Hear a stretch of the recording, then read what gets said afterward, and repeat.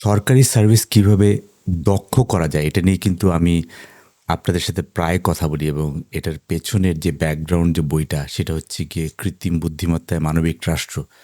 বইটা এই মুহূর্তে আমার কাছে নেই বাট ইটস এভরিওয়্যার এবং এটার আমরা অনলাইনে পুরো ভার্সনটা রেখে দিয়েছি যাতে বই কেনার প্রয়োজনে বই সরাসরি পড়তে পারেন।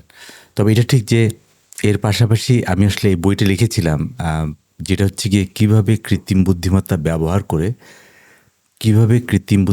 ব্যবহার করে একটা দেশকে চালানো যায় এবং পারফেক্টলি চালানো যায় সেটার একটা ধারণা আসলে এই বইটা থেকে আমরা পেতে পারি। এটা একটা কাইন্ড অফ লাইক একটা psychological thriller kind of thing যে আসলে একটা কিশোর আহ, তার ভিউ পয়েন্ট থেকে যে একটা দেশ কিভাবে চললে আসলে তার মন রক্ষা করবে সেটাও আসলে এটার মধ্যে আমি কাভার করার চেষ্টা করেছি।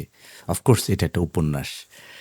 তো আসলে গভর্নমেন্ট সেক্টরে যেই সার্ভিস ডেলিভারি ধরা যাক আমি হজে যেতে চাই তো হজে যাওয়ার জন্য আমার এই পুরো জিনিসটাকে কাজটাকে আমি অটোমেট করতে চাই। ধরা যাক আমি বিদেশে অনেক সময় চাকরির জন্য আমরা সরকারের মাধ্যমে আমরা যখন চাকরিতে যাই তখন সেটাকে কিভাবে অটোমেট করতে পারি। আমার এনআইডি পাসপোর্ট বা আমার ট্রেড লাইসেন্সটা আমি কেন 3 দিনে পেতে পারি না, বা আমি ধরা যাক বিদ্যুতের যে বিলগুলো সেগুলো কিন্তু এখন আস্তে আস্তে সবই প্রাইভেটাইজ হয়ে যাচ্ছে। তার মানে হচ্ছে গিয়ে আমরা যদি চিন্তা করি যে বড় বড় উন্নত দেশগুলো ধরা যাক তাদের সবচেয়ে বড় বর্ডার কন্ট্রোল, যে কোনো দেশের একটা বড় ব্যাপার হচ্ছে গিয়ে বর্ডার কন্ট্রোল।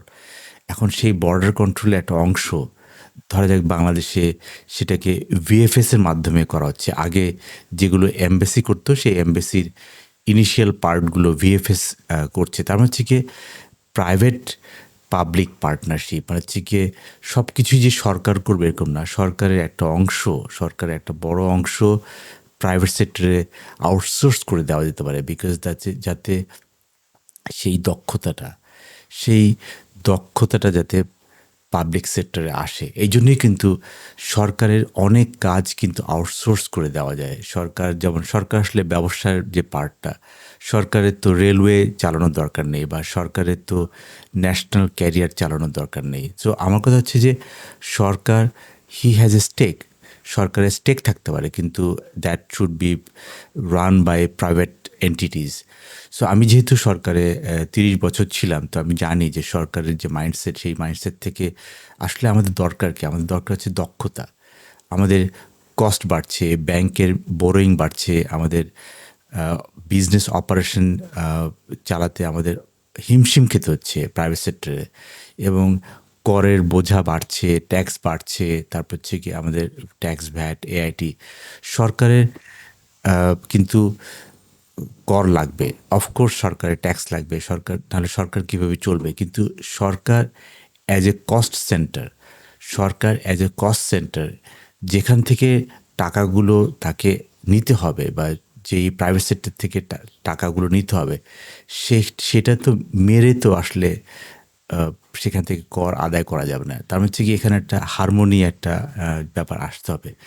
আমার কাছে খুব ভাল লাগছে যে এখন যে এনবিআরের যে নতুন একটা আমরা দেখলাম যে এনবিআরকে চিফ অ্যাডভাইজার এটাকে দুটো ভাগ করছেন। এটা ইটস এ বোল্ড স্টেপ এবং আমি মনে করি যে এটা একটা সরকার এবং প্রাইভেট সেক্টরের মধ্যে একটা ভালো একটা সেতু বন্ধন তৈরি করবে। কারণ যে রেগুলেটর আর যে কালেক্টর তাকে আসলে আলাদা হতে হয়। তো আসলে সেই জন্যই আমরা বারবার বলছি যে সরকারের দক্ষতার জন্য আমি যেই জিনিসটা সবসময় বলি গভর্নমেন্ট অটোমেশনের যেই পিছনের যে অংশটা সে হচ্ছে যে সরকারকে মানে জনগণকে কেন সরকারের পেছনে দৌড়াতে হবে। আমি মনে করি যে আমি কবে এনআইডি আমার দরকার, বিকজ আমার তো বার্থ রেজিস্ট্রেশন হয়ে গেছে, আমি কোন স্কুলে ভর্তি হতে হবে, আমাকে কোথা থেকে কি পেতে হবে সব কিছু কিন্তু সরকার জানে। তো সরকার প্রোঅ্যাক্টিভলি এই জিনিসটাকে সলভ করে না কেন? আমার কবে 18 বছর হবে সেটা তো সরকার জানে। তো ১৮ বছর হওয়ার আগে কেন সরকার আমাকে ডেকে নেয় না একটা জায়গায় যে আমার থাম্বপ্রিন্ট বা আমার ছবি তোলা বা অন্যান্য জিনিস। তো এই যে ব্যাপারগুলো মানে প্রোঅ্যাক্টিভ ব্যাপারটা, সেই প্রোঅ্যাক্টিভ ব্যাপারটা আসলে আমরা দেখতে চাই। ভূমিতে কিন্তু একটা ভালো অটোমেশন এসছে। আমরা দেখছি যে ভূমিতে এখানে কতটুকু অংশ হিউম্যান ইন দ্য লুপ থেকে সরানো যায়। কারণ দিন শেষে আমরা মানুষই কিন্তু মানুষকে বায়াস করি। আমি একটা সরকারি বা বেসরকারি অফিসে গেলাম। আমার চেহারা দেখে বলল যে আপনি আজকে না, অথবা আমার টোনে বা আমার সাথে উনার ইন্টারাকশনে হয়তোবা আমার কথাটা পছন্দ হয়নি। তো উনি বললেন যে, "না, আজকে না, পরের সপ্তাহে আসেন।" সো এই যে ব্যাপারটা যে আসলে হিউম্যান কিন্তু হিউম্যানকে বায়াসের মধ্যে ফেলে দেয়। যন্ত্র কিন্তু এই বায়াসটা করবে না। তো সেজন্যই কিন্তু আমাদের প্রচুর অটোমেশন প্রয়োজন এবং এই অটোমেশনের জন্যই কিন্তু এই কৃত্রিম বুদ্ধিমত্তায় মানবিক রাষ্ট্র বইটা লিখেছি। আর এর পাশে এই বইটা this book will change the mindset যে আসলে কিভাবে একটা রাষ্ট্র এআই দিয়ে চালানো যায়।